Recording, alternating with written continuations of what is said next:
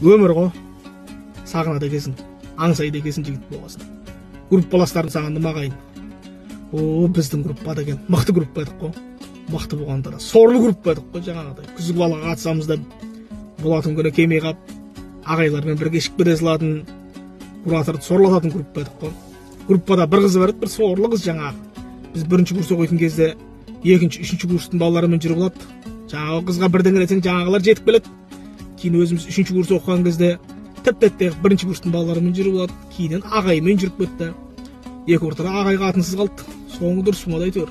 Жаңағы өзіміз екінші курс оқып жүрген кезде бірінші курстарға тиісіп темекі сұраймыз деп жаңағыдай задний беріп яттап қалғанымыз бар ағайын. Ақтан білейік қой, бірінші курстың бәрі спортик екен. Шетінен бар етсе екен, ол білмей қалдық қой біз. Осы студент болған кезде жаңағы общагада тұрасың басында. Кейін общагадан шығарып жіберіп квартираға көшесін. 4 баламыз деп кіріп 78 болып тұрасың өрді. Ана квартира деген жиналмайды енді. Нан ролдың қатық баған, шашылып атқан жын шайтанға көнеге дискотека біздің квартирада. Талай тараханды асыратып қана ерді. Жаңағына 4 жыл бірге оқыған группалас қыздар бар ғой, сызылып жүретін ойбай, біз ішпейміз, біз қыдырмаймыз деп диплом алған күні өгірде деген ішкендер. Танымайды екенбіз, құдық екен жүда. Сағынады екенсің группаластарыңды. Іздейді екенсің, аңсайды екенсің. Қақты екен бәрі деп диплом алып, жаңағы бәріміз бір маман иесі болып, ажырамайтын группа болайық сананды дегенбіз. Қақын таппай қалдық көріп жатсаңдар, жазып хабарласып тұрыңдар группа.